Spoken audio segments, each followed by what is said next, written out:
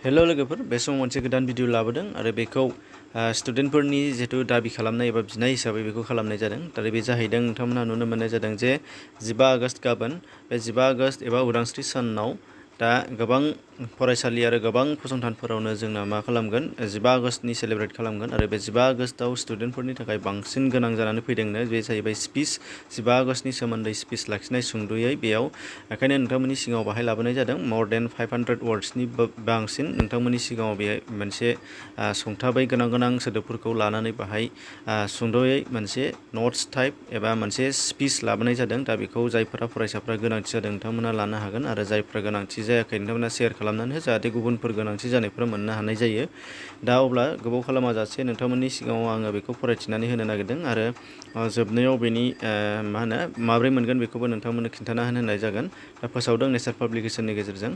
दा अब्ला फैदो गोबाव खालामाजासे नोंथांमोननो आं बेखौ बुंथिना होदोनि मानोना फरायनायाव गोलावबो जागोन। दा अब्ला जोङो फैदोनि 15 आगस्ट उदांस्रि सान। दा स्टुडेन्टनि फार्स्टनिफ्रायनो लानानै आं बेखौ बुंनो नागिरदों। जुदि सोरबाया स्टुडेन्ट बा बियो स्कुलाव दंबा गावबा गावनि स्कुलनि इनस्टिटिउसननि हेडफोरखौ बा टिचार्सफोरखौ मान होनानै गिबियाव बुंजोबनो हागोन आरो नङाबा सोरबाया बबेबा मोनसे फसंथानाव स्पिच लाखिनो गोसो दंबा बेयाव आलासिखौ नायनानै गावबागाव इन्ट्रडाक्सन एबा स्पिचखौ सिगांनिखौ बुंनो हागोन। दा आं जिखिजाया इन जेनेरेल बेयाव फार्स्टआव होनाय जादों जेरैजाय नोंथांमोना नुनो मोननाय जादों। फारियै फरायलांजेनि खुलुमबाय, गुड मर्निं। दिनै उदांस्रि साननि साफ्रोमनोबो गाहाम हामलायथि बावहरग्रोनाय जाबाय। दिनै भारतनि उदांस्रि सान आरो बे दिनैनि बे गोथार सानाव नोंथांमोननि सिगाङाव आं उदांस्रि सान आरो बिनि सोमोन्दै फंनैसो बिबुंथिनि गेजेरजों फोरमायथिना होनो आखायाव लादों। दिनै 15 आगस्ट भारतनि उदांस्रि सान। बे सानखौ भारतारिफ्रा उदांस्रि मोनजेननायनिफ्रायनो फालिबोयै दिनै 18थि फालिथायाव आगान होबाय। दा जारिमिनखौ बोलाना नायोब्ला जों नुयोदि 1757 मायथाइनि पलासि दावहानि उनाव ईस्ट इन्डिया कम्पानिनि रबार्ट क्लाइभआ भारतनि जोबथा उदां राजा सिराज उद-दौलाखौ फेजेननानै भारतखौ सेनानै लायो आरो ईस्ट इन्डिया कम्पानि मुं लानानै भारतखौ खुङो।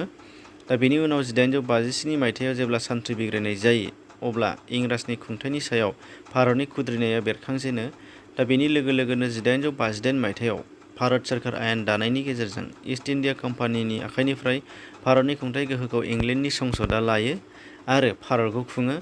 दा बेनिफ्राय फारियै 1947 मायथाइनि 15 आगस्तसिम इंलेन्डनि संसदआनो ईस्ट इन्डिया कम्पानिनि जथायै भारतखौ सामलायबोबाय थायो।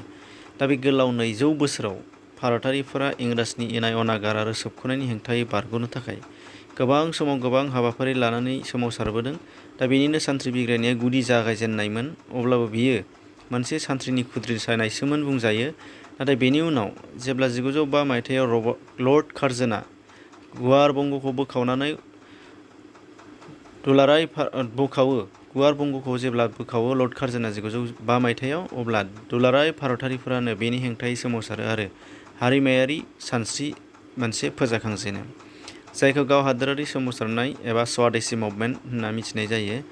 दा बेनि उनाव फारियै 1920 मायथाइयाव हेफाजाब होयि सोमावसारनाय नन क'पारेसन, बेनिफ्राय 1930 मायथाइयाव आयेन मानियै सोमावसारनाय आरो 1942 मायथाइयाव भारत नागार सोमावसारनाय एबा क्वाइट इन्डिया मुभमेन्टफोरखौ फारियै सोमावसारबोयो, जायफोरखौ महात्मा गान्धी आरो भारतारि हारिमायारि कंग्रेस बिथांमोननि दैदेननायावनो बेयो जाबोदोंमोन। दा बेनि उनाव जेब्ला 1945 मायथाइयाव इंलेन्डनि सरासनस्रा बिसायख'थियाव लेबार हानजाया देरहायो अब्ला भारतारिनि अहिंसा खान्थिजों सोमावसारनाय आरो बेनि लोगोसे नैबे सरकार गोदान जानाय, दा बेजों उदांस्रिनि लामाया गेबें जाबोयो होन्दों आरो थारै 1947 मायथाइनि 15 आगस्तखालि भारतआ उदांस्रि मोनमारो। दा उदांस्रिनि उनाव भारतनि गभर्नर जेनेरेल महरै लर्ड माउन्टबेटेनआ बिबान आजावबाय आरो हादोरगिरि महरै डक्टर राजेन्द्र प्रसाद आरो गाहाय मन्थ्रि महरै जवाहरलाल नेहरू बिबान आजावो। बेनिफ्राय बे सानखालिनो गिबि उदांस्रि सान महरै फालिजेननाय जायो आरो मोनथाम गाबनि फिरफिलाखौ गोजौआव मै रं सेफ्रन आरो जाय गोख्रोंथिखौ दिन्थियो, गेजेराव गुफुर वाइट जाय गोजोन आरो सैथोथिखौ दिन्थियो, गाहायाव गोथां एबा ग्रीन जायखौ जौगानाय आरो जाफुंसारनायखौ दिन्थियो। दा बेनिनि गेजेराव अशक चक्र जाय धोरोम सोरखिखौ दिन्थियो। दा बे मख'जाथाव बे जोंनि जोबोद समायना मोनसे फिरफिलाखौ ओंथिगोनां फिरफिलाखौ पिंगालि भेंकाया मुंनि सासे गेदेमाया बेखौ महर होदों एबा डिजाइन खालामदोंमोन। दा बेनि लोगोसे जन गण मन मेथाइखौ बे समनिफ्रायनो हादोरारि मेथाइ महरै थिसनजेनो, जायखौ रबीन्द्रनाथ ठाकुर बिथाङा सुजुदोंमोन।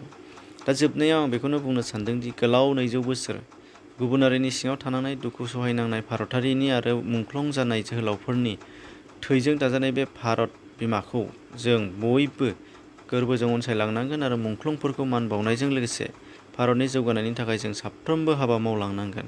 दा बेखिनि जय भारत बिमानि जय भारत माता की जय हेपि इन्डिपेन्डेन्स डे। दा बेखिनिमोन लोगोफोर, दा बेखौनो नोंथांमोनजों लोगोसे शेयार खालामदोंमोन। दा जायफोरा स्टुडेन्ट नङा नोंथांमोनहा शेयार खालामनानै हो गुबुनफोरा जाहाथे मोनो। दा बे भिडिअनि एबा नैबे नट्सनि PDF लिंकखौ नोंथांमोना डेसक्रिपसनाव मोनगोन लिंक, बेजों डाउनलड खालामनो हागोन। एसेनोसै, गोजोन्थों।